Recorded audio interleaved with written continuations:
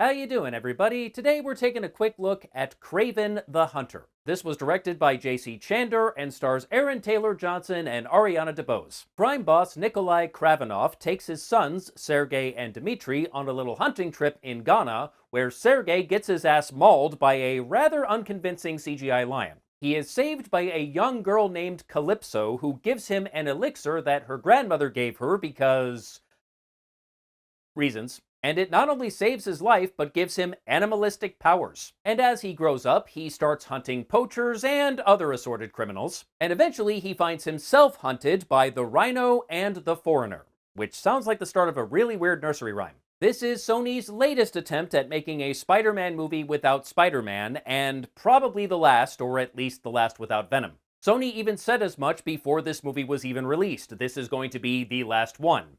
And Sony's CEO can blame the critics all he wants, but come on, they knew. If they really thought this movie had a chance, they would not have given up before it even hit theaters. They certainly would not have uploaded the first 8 minutes of the movie to YouTube, which is basically the marketing department just throwing their hands in the air and giving up.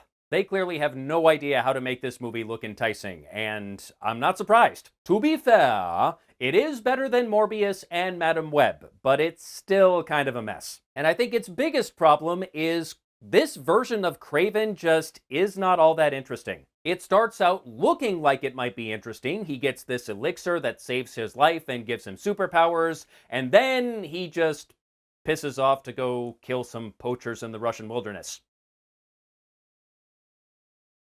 Okay.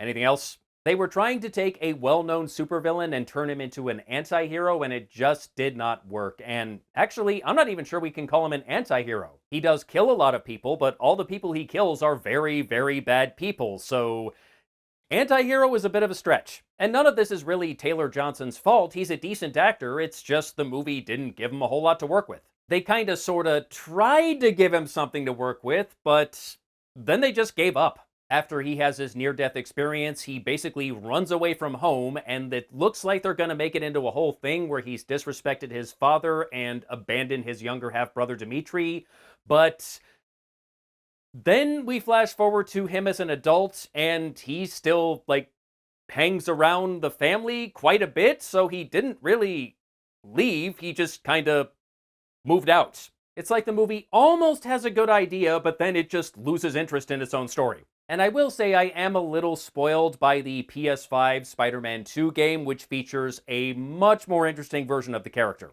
But it's fine if they don't want to just make that exact same character on the big screen. You can do something different, but you have to do something.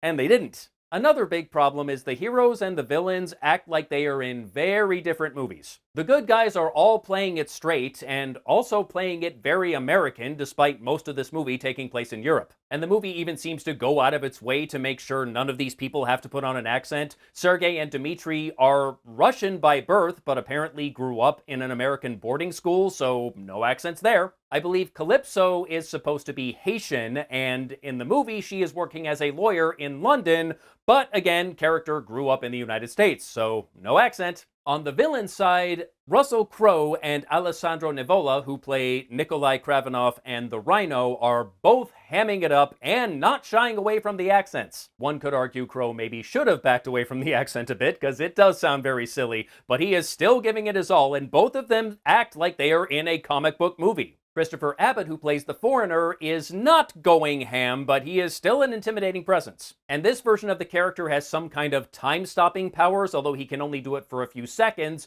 but that's enough time for him to walk around and stab you in the back before you have a chance to shoot him. And it makes him this ridiculously overpowered, unstoppable killing machine. Again, this seems like a character that belongs in a comic book movie. All of the bad guys understood the assignment. The good guys did not. And again, this is not the actor's fault. Ariana DeBose, who plays Calypso, is a fine actor. Fred Hetchinger, who plays Dmitri, is a fine actor. Unfortunately, the movie just didn't give them much to work with. The movie also breaks the all-important rule of filmmaking, show, don't tell. Nikolai is supposed to be this ruthless, homicidal drug lord. We never see this, we are told this. Dmitri struggles to earn his father's respect because he's a bit of a coward. Again, we don't really see this, we are told this. Well, I suppose we kinda see it one time, but Not really. Basically, Dimitri ends up opening some nightclub in London, and one night a bunch of gangsters come in and start shooting up the place, and he hides under the table. And honestly, I am going to give him a pass at that because a bunch of gangsters just came into his nightclub and started shooting up the place. I would be hiding under the table too, and I would be thanking the good Lord above I wore the brown pants that day. That's not cowardly, that's just self-preservation. And that whole nightclub scene was just a mess. You got a whole bunch of people shooting at each other, and I know there's supposed to be two factions fighting each other, but I cannot tell who is supposed to be on whose side. The whole thing is just a mess. As I kind of alluded to earlier, the special effects are not very well done. There are some cheap-looking CGI animals, and some really obvious ADR as well. There was more than one moment where I could hear a character talking, but I can also see them on screen, and they are quite clearly not saying a word. And I did think it was a little strange that Kraven's mother, who apparently died by suicide,